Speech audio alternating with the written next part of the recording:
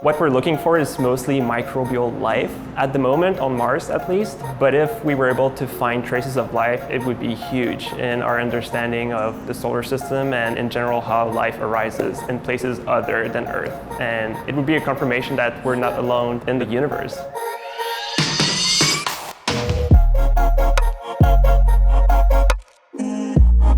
So did you always want to go to space? The short answer is yes. When I was growing up, I've always wanted to be an astronaut. And as the years went by, I've seen that there are different ways to help space exploration and humans reach into the solar system.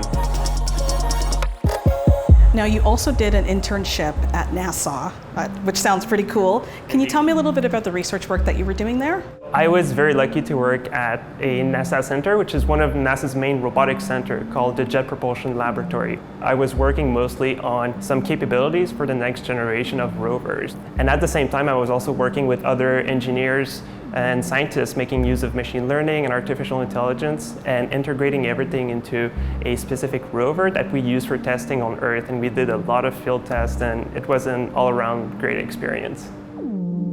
What are some of the challenges that you're finding with planetary rovers, and how are you trying to find some solutions through your research? One of the challenges that I'm particularly taking a look at is the fact that current rovers are not very autonomous. For each of those missions, there's a huge team of humans required on a daily basis to tell them what to do. So what I'm trying to take a look at is how to improve their autonomy. But in the future, you'll see more and more locomotion modes, for example. You'll see rovers that can walk around, for example. You also have robots that have different, basically hybrid locomotion modes. You can also use wheels and legs at the same time and let the rover decide if it should walk or drive around. I think as humans, we're very curious creatures. And I see planetary robots as a way to extend our reach in the solar system. So I'm actually really excited for what these rovers could do in the future.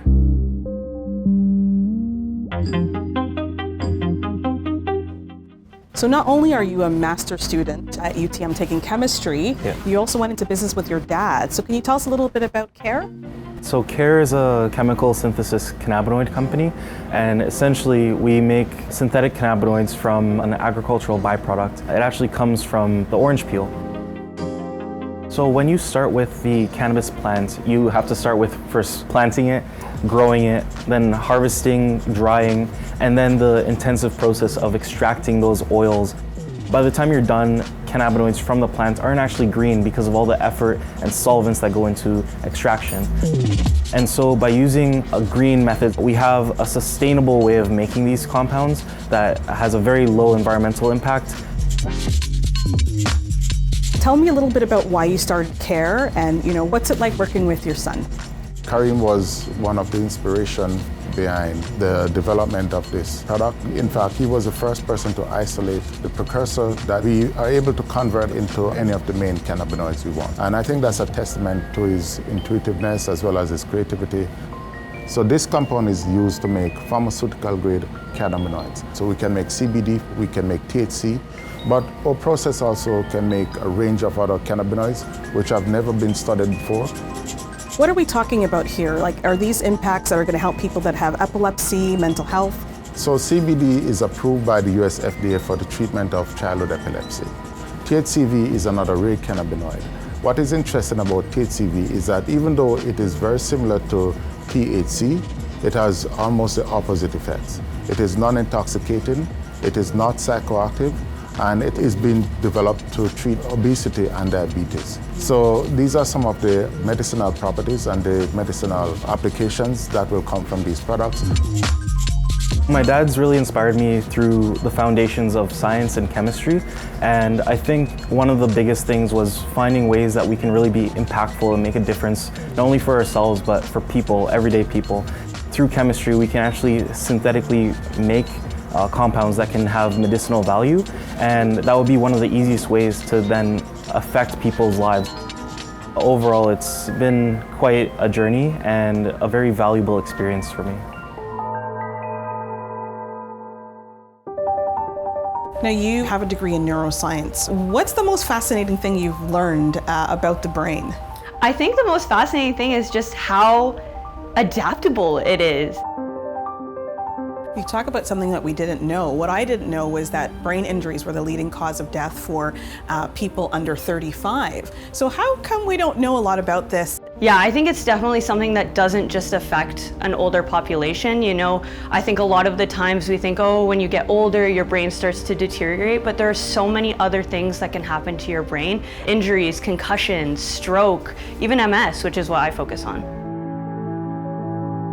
So can you talk a little bit more about what you actually focus on in terms of creating some solutions to cure brain injuries or to repair the brain cells? So what I do is called direct reprogramming. It's a really cool technology where you convert one cell into another cell. And so that might be to replenish a cell that has been injured or lost to disease. And so the type of cell that I'm trying to generate is called oligodendrocytes. And so normally these cells are responsible for helping the signals be sent properly and efficiently through your brain. But in things like multiple sclerosis or in Alzheimer's, these cells are lost. And so we're trying to find a way that we can regenerate these cells right at the site of injury or disease. Not so long ago, it was thought that how your brain was wired was sort of set in stone. And now we're doing this incredible conversion of cell types and plasticity. And so I think that's really why our research is pushing the boundaries. We're not tied to any traditional path of what a cell is supposed to be. That's totally redefined now. Now a cell could technically be anything, and we're trying to see if we can actually do that. What does the future of brain injury research look like to you, and how do you want to be a part of that going forward? I think and I hope that brain research is going to take a turn to personalized medicine and regenerative medicine. I think that we're learning that therapy can't be a one-size-fits-all approach, and it's going to be fluid. And so I hope that as we continue to learn more, we can start to apply therapies not just to the disease, but to a stage of disease or a patient population or a certain age group. And I hope that that's the way that we are moving forward.